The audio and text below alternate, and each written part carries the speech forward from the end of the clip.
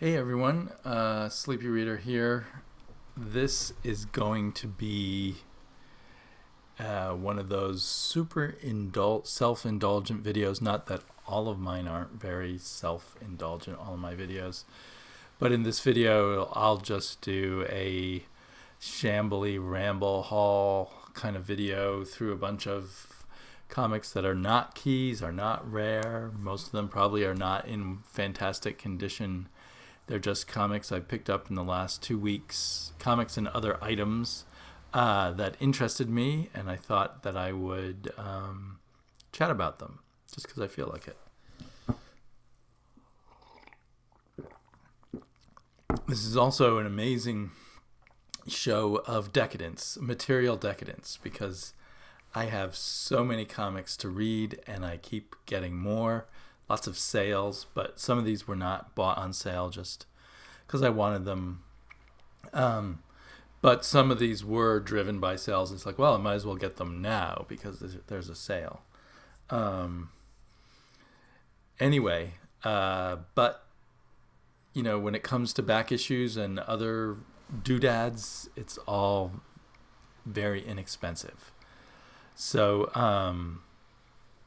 probably the most expensive thing I got, but not at all expensive considering that it's original art, was some more Sean Riaz art. He had kind of a sale himself, actually, on Twitter.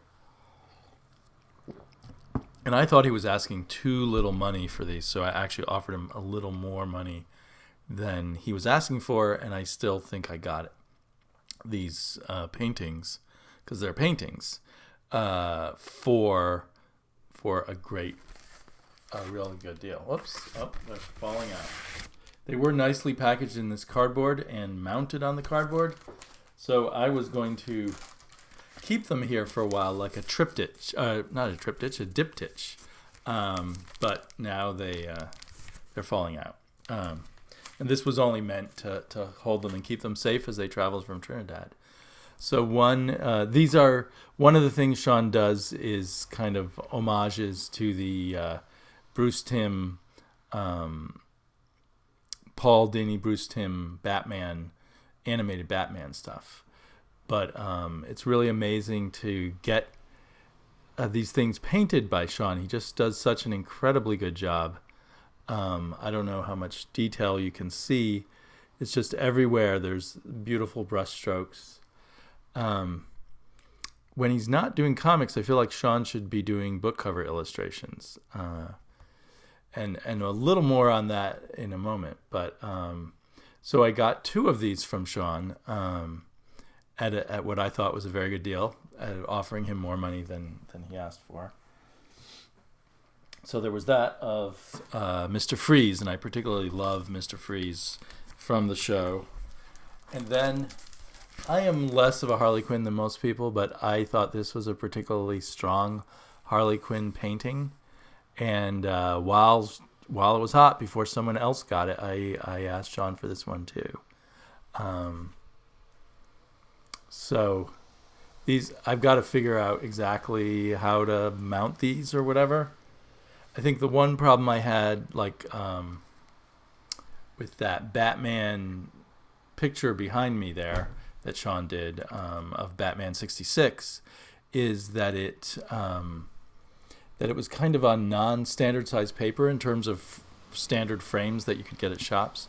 So I got a floating frame and put it in a floating frame, and that worked very well because you can put whatever size you want in between the panes of glass.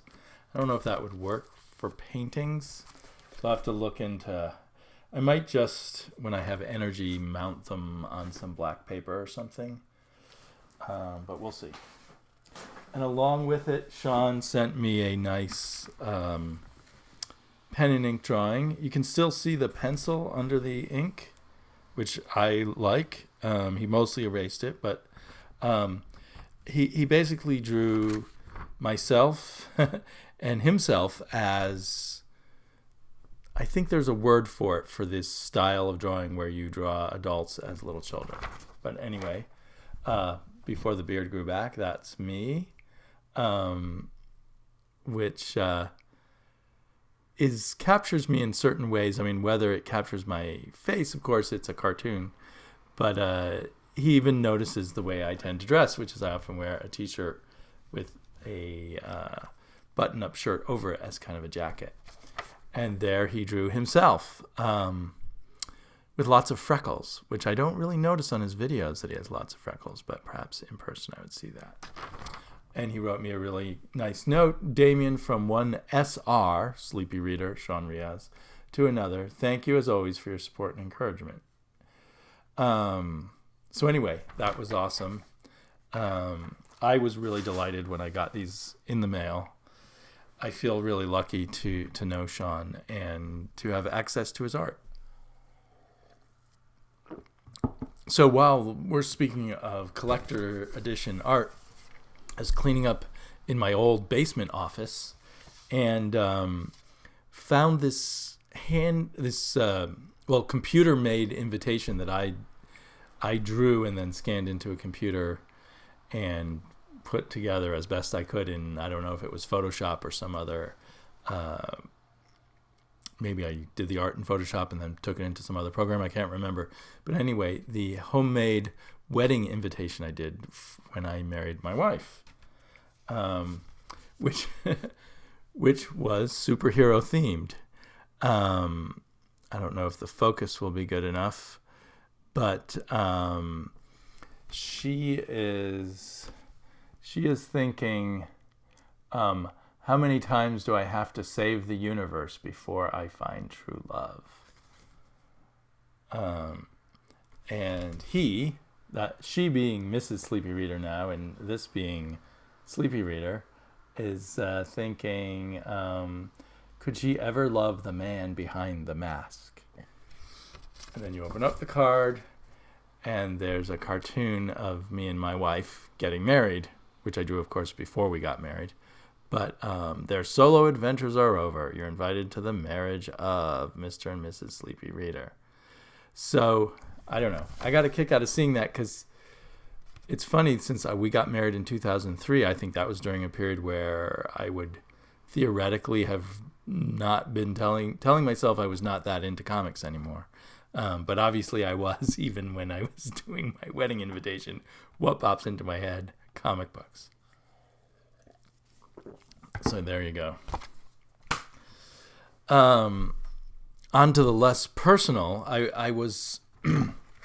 Some of you who know about Portland, Oregon, where I live, know that we have one of the biggest bookstores in the country, called Powell's City of Books, which takes up an entire block and is 3 stories high. And I took an out-of-town friend who was visiting from Chicago to visit Powell's, and we hung out there a long time, and I ended up buying 3 Perry Rodan books, which does have a comic book connection. Probably Europeans, or at least German readers, will know a lot more about this than I do, or anyone in the United States does. But Perry Rodan, I believe since 1961, has been publishing weekly short novels. So they're up, I looked it up, they're up to like number 2,800, the novel number 2,800, plus there's been spin-off series like Atlan and some other things. In the U.S., there was about 108 issues or episodes or whatever you want to call them. They called them bookazines when they were publishing these in the 70s. And supposedly they actually were selling pretty well, but the publisher of Ace Science Fiction hated them and finally just killed the series. That sounds weird if it was making money, but so that may or may not be true. I actually had a 6-month subscription to this when I was a kid. I think while I was living with my parents in Switzerland, and I thought these books were fantastic and exciting, and I loved the idea that they were weekly. In the U.S., they were actually bi-monthly in these American editions. But one of the fun things, that's not a good example.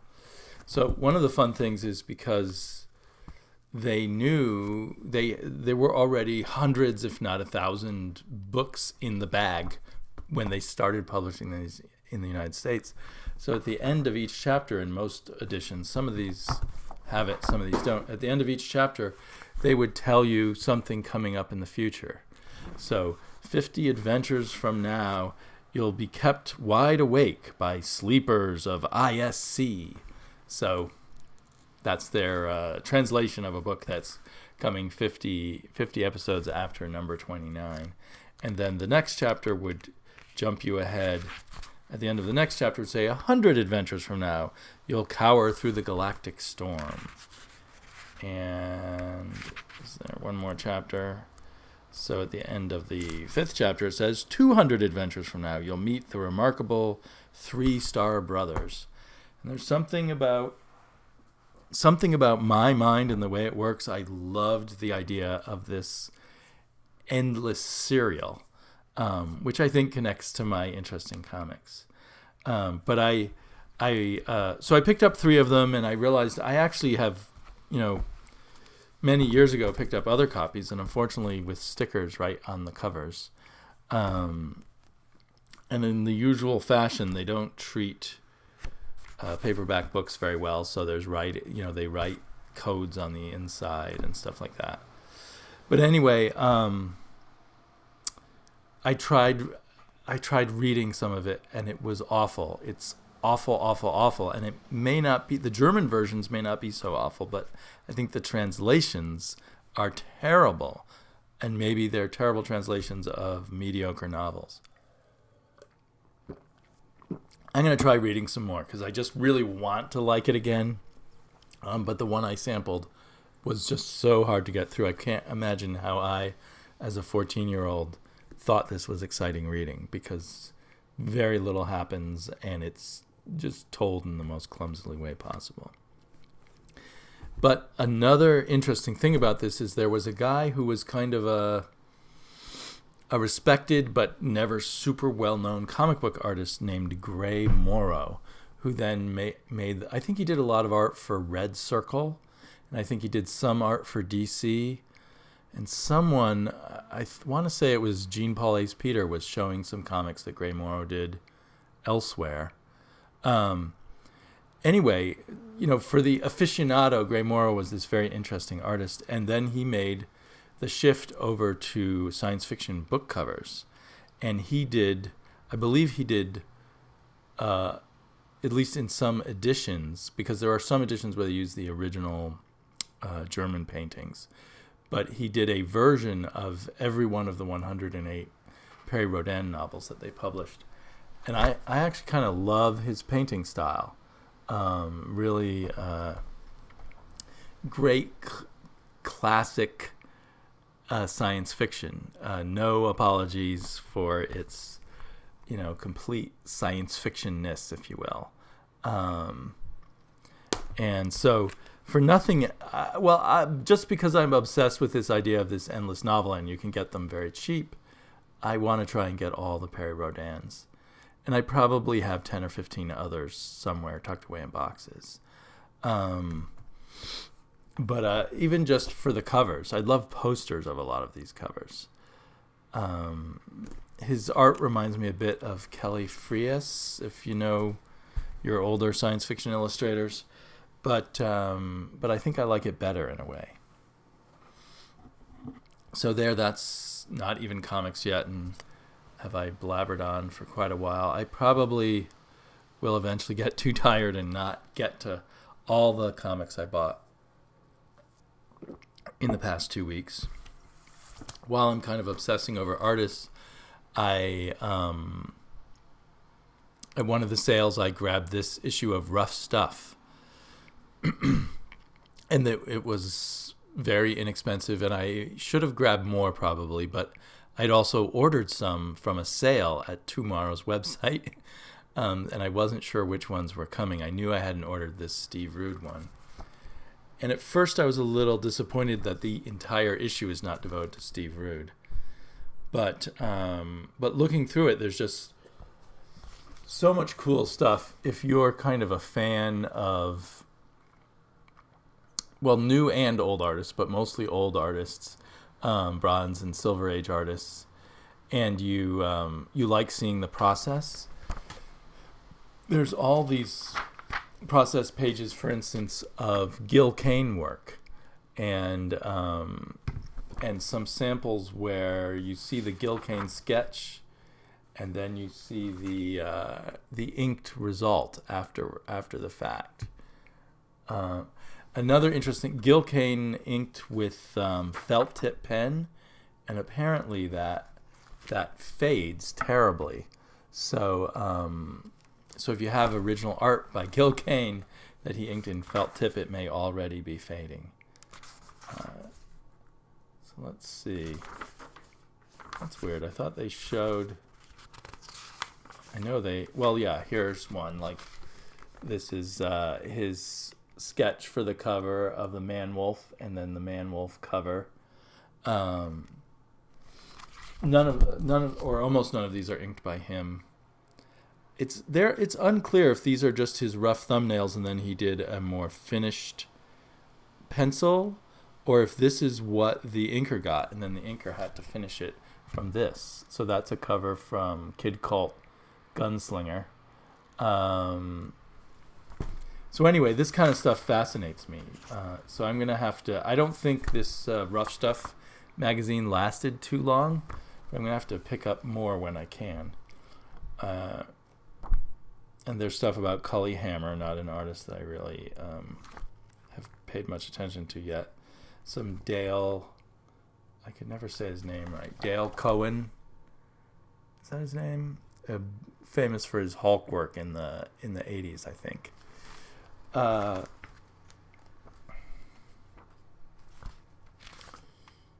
Dale Cohen. I don't know if that's the proper pronunciation of his name. So it's just all kinds of cool art stuff. You kind of wish there was more detail about the process. Here's a cover of Dracula.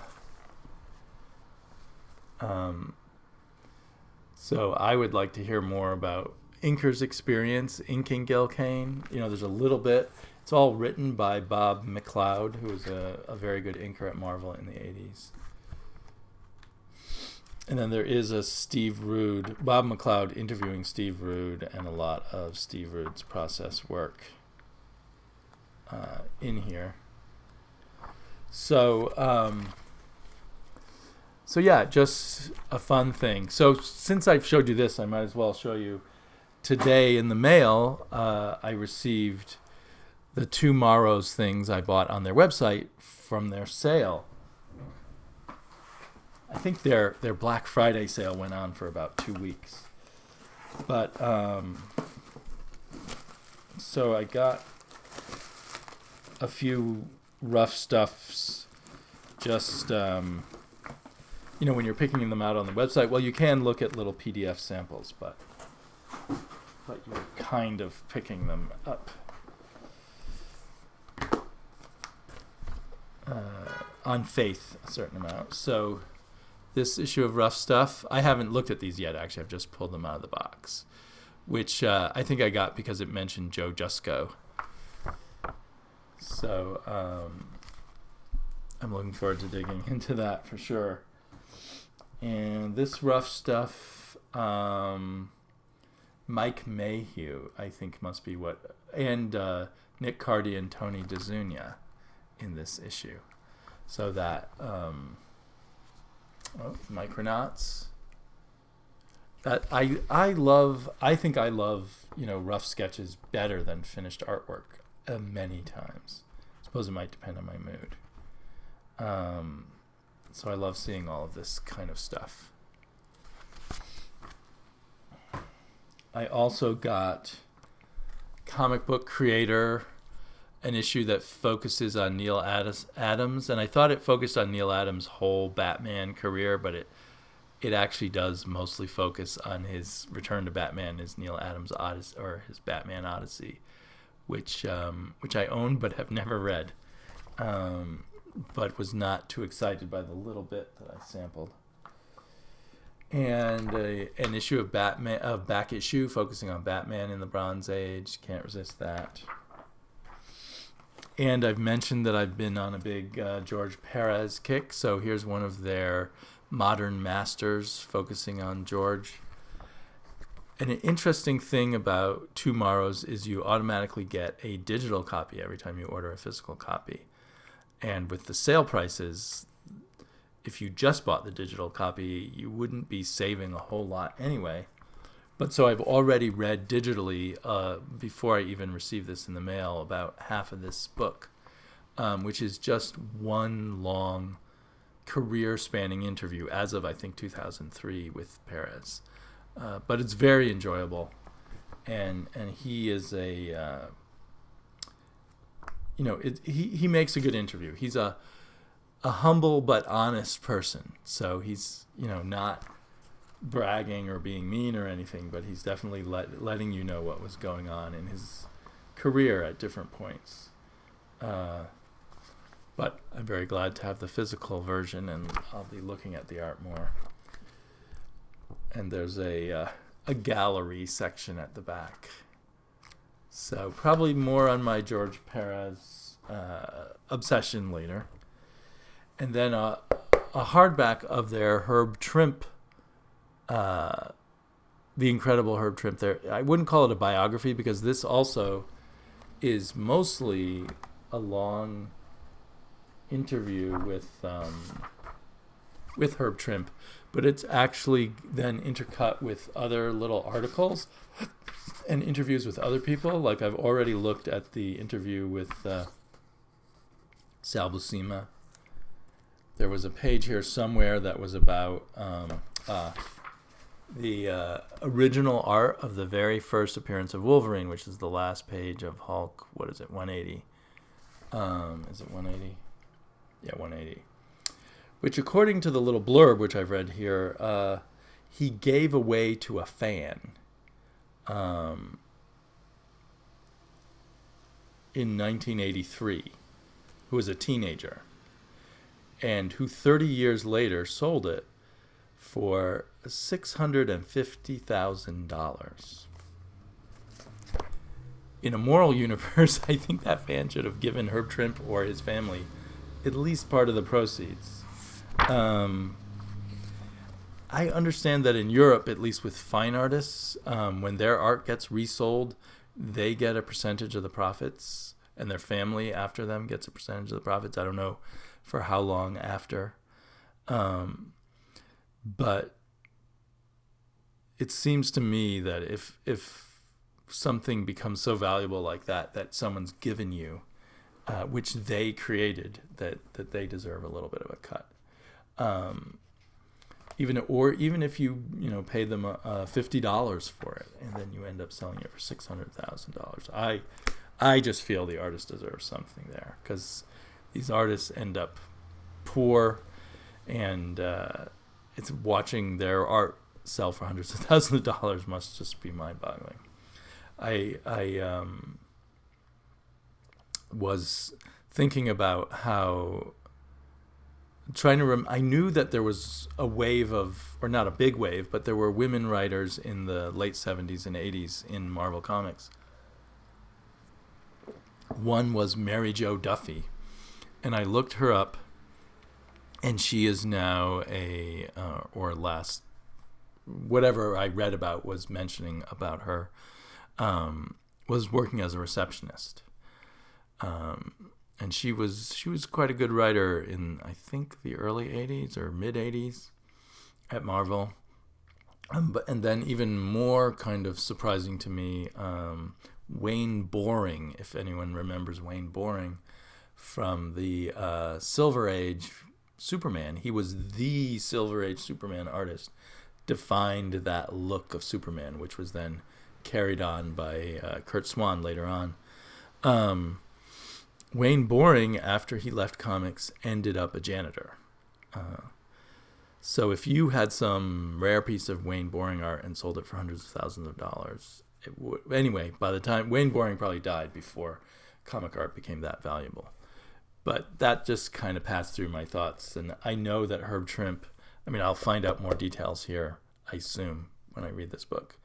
But I know that Herb Trimpe at his end of his career was kind of cut off and and didn't find work anymore, and sort of scrounged up a living here and there and doing some teaching and stuff like that. So that's, pardon my preaching. Also picked up Will Eisner's Quarterly. I've also picked up issue 1 of Will Eisner's Quarterly. I'm not sure if it went very many issues. Didn't even know about it at the time. So it should be easy for me to get all the issues of this, which I think was serializing his graphic novels that he was working on at the time, plus publishing other rarities from his career. Like this issue has some Spirit daily comic strips that I think never saw publication, or so very rarely have been reprinted. I'm not sure which.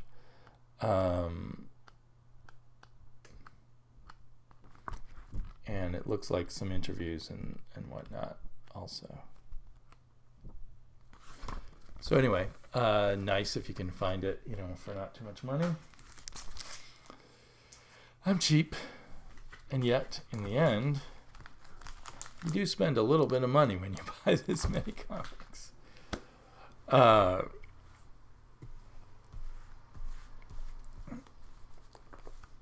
I bought a whole bunch of these one-shots from the 90s when they were doing this 1 million project. I think it was like a mini-series written by Grant Morrison, and I'm guessing from the context that maybe every DC comic book at the time skipped to issue 1 million for a month. So I didn't grab all of the ones that were in this sale bin, but I got a lot of them just because they looked like fun to me. I've read 2 others previously that I enjoyed. So Superboy looking like Kamandi, hard to resist that. Superman 1 million. Superman Man of Tomorrow 1 million. I'm particularly interested in Wonder Woman 1 million, and hoping to read it with my daughter. Batman Shadow of the Bat 1 million. And this is art by Buckingham, I guess, interested me. The Legion of Superheroes 1 million with art by Keith Geffen. That's always a good thing for me. And for the heck of it, Legionnaires. I guess there were 2 Legion books at the time. Ironic since there are none right now. Azrael issue 1 million.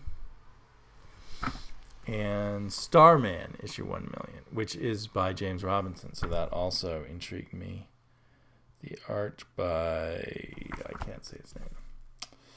And Garth Ennis Hitman 1 million. I actually have not read a lot of Garth Ennis, but now there's quite a bit of Garth Garth Penis in my little haul today. And then Resurrection Man 1 million. I have a soft spot for the character Resurrection Man. I don't know why. I just like the idea behind him. Okay, randomly, whenever I see these Michael Moorcock comics, I pick them up, and hopefully someday I'll have them all. Just slowly accumulating them when I find them cheaply. I grabbed some more Omega Men, continuing to fill out my 80s Omega Men collection. But I think I ended up buying 1 or 2 that I already had. And I hope to start rereading some Omega Men. I haven't done that yet. So I mentioned Garth Ennis. There was a whole series of The Demon, which I guess was in the 90s, by first by Alan Grant and then by Garth Ennis. So I bought a bunch of the Garth Ennis issues. I wasn't excited by the thought of Alan Grant doing The Demon. And it's with his... no, this one isn't. Oh, I have them out of order. Excuse me. Let's go the other way around. Most of these were done with John McCrae, who I think is a regular collaborator with Garth Ennis. So let's look what that looks like. I was just intrigued both by the way the covers look and the idea of Garth Ennis doing the demon. Seemed like something worth looking into. And again, you take these risks or follow these odd wild hairs when you're not paying much money. But I thought most of these covers look pretty cool. Obviously, I've never heard about this, so it didn't make a big splash, even though it was Garth Ennis and McCrae and John McCrae. I had thought there was only one other sequel to The Demon, a solo comic of The Demon, which was by John Byrne. I didn't realize there was this one, I guess, before the John Byrne one. Yeah, these are very cool covers. So if the art on the inside is like this, it should be a lot of fun. The Return of the Haunted Tank. That seems very Garth Ennis. Be All That You Can Be. Probably a big pro-army book there. And then The Big Heat. So I'm guessing he's having a lot of fun with the demon, and it won't much resemble the Jack Kirby demon, but might be a lot of fun. And then, as I often do, I picked up a lot of Jack Kirby books that I found on sale. And I'm not sure which Captain Victory I already have, but I think I gave away most of them. That's Captain Victory #1. Captain Victory was this kind of, wasn't really like the New Gods, but I kind of in that vein of Kirby that he did when creator-owned comics became more common in the 80s, and he did it for Pacific Comics. Boy, are these bags wrinkled. So I got a bunch of Captain Victory. I think I already have that issue. Looks very familiar. I think I read these in the 80s and was mildly disappointed with them, but still bought them because I kept hoping, for a return to the glory of the New Gods, or Kamandi. But this was pretty good, and I look forward to rereading them in my old age. And I think there was 2 volumes of Captain Victory, if I'm not mistaken. So I need to look into that. And then I still have a few holes in my Kamandi collection. I was able to fill them, so I think I'm now only missing 3 Kamandis from the whole 59 issue run. The first 40 of which were drawn by Kirby, and usually written by Kirby. So that's number 5. And number 9, I feel like I had the number. I should stop saying that. I've lost so many comics, but I might still have this somewhere. I do end up getting doubles on Kamandi quite a bit. And this one also feels like one that I ought to have still had, but it was on my list as one I was missing. That's number 10. And number 14, the second issue with the giant grasshopper called The Devil. And then a few Mr. Miracles that I no longer own, but now own again. If you're seeing prices on these, I think they were all half price. And in a lot of cases at some of these shops I went to, their full prices are too high. And it's only when they have a 50% sale that their prices seem decent. I guess, well, we'll have to see what the condition of this is like. But getting this for $4.50 seems like a pretty good deal. Those were 2 issues of Mr. Miracle from later in Kirby's run. When they had, at some point, they made Kirby disconnect Mr. Miracle from the Fourth World so much and try to make him more just an Earth-based superhero. But this issue 18 is the last issue, and he says, "Oh no, not him," and Darkseid comes back. I think this may also be the wedding of Scott Free and Big Barda. Another thing you may have noticed that I do as I'm searching the boxes is look for DC's first issue specials, where they cleverly decided people like first issues, so let's have a comic book called First Issue Special.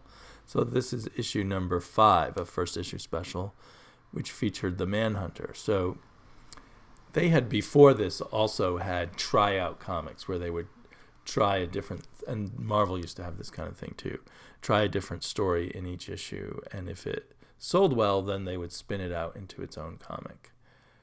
I don't think this particular revival of Manhunter spun out into more comics, but I might be wrong.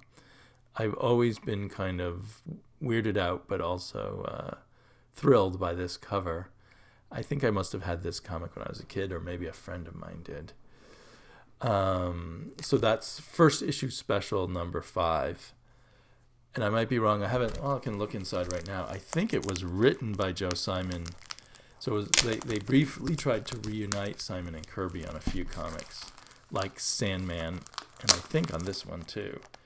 And I think Manhunter, in a different version of Manhunter, was something they did together back in the 40s or 50s. Let's look for credits. No, this is written and drawn by Jack Kirby, which probably will make it better. Than Joe Simon had some interestingly weird ideas when he came back to comics in the 70s, but none of them really quite stuck, or he didn't quite get them right. Like he's the one who came up with Prez and a book called The Outsiders, a different Outsiders. He might have even been the Green Team person. So this one is Dingbats of Danger Street, also Kirby. Dingbats of Danger Street? That's really really pushing the boundaries, I think, of DC Comics. This one also was written and drawn by Jack Kirby, and looks very cool. I thought this was the only issue that they ever did of the Dingbats of Danger Street. My comic book, the owner of the comic book shop where I bought these, thought there was one other issue. It isn't another issue of First Issue Special, so if anyone knows of another issue, another story of Dingbats of Danger Street, let me know. In an earlier shopping trip, I picked up another First Issue Special of Dr. Fate, and obviously this is not the first appearance of Dr. Fate. He's a Golden Age hero, so they must have just been trying to revive him at the time. And to my delight, this is a early Walt Simonson comic, written by Martin Pascoe, but drawn by Walt Simonson. And it has a lot of the exciting kind of layouts and other effects that we later came to know Walt Simonson from in Thor. Feels like there was quite a bit of Walt Simonson where he was pretty much covered up by the inkers who inked him, but here this feels like pure Walt Simonson. I think perhaps inked by Walt Simonson, yeah. No colorist is mentioned either. I don't know if that doesn't necessarily mean that Simonson did his own coloring. They often just didn't credit colorists. But this, I keep hitting ads, but this looks like a really kind of cool comic book, at least art-wise. So I was excited to find that. Another one I was kind of excited to find was Herb Trimp Godzilla. This cover is just so awesome, with Dum Dum Dugan trying to grab a tiny Godzilla. And the insides of this issue do not disappoint either. It's definitely prime Herb Trimp, which is very simple, but tells the story in a very satisfying way. So, yeah, I don't know. I'm not finding good examples of pages, but I was quite happy to get this, and it reminded me that I wanna find the whole Herb Trimp Godzilla run if I can. Whoa. I can tell a lot of times pass because I'm feeling sleepier than when I started. And so I think I'm going to stop there. I do have some more comics that hopefully I'll show later. I picked up a lot of Master of Kung Fu. And this Ram the Space Knight where he meets the Master of Kung Fu. And I've got some quite a bit more rampaging Hulks and some Savage Tales and all of that stuff. Anyway, I think you get the picture of the randomness and the minorness of the stuff that I'm picking up. But I'll talk to you all later. Bye-bye.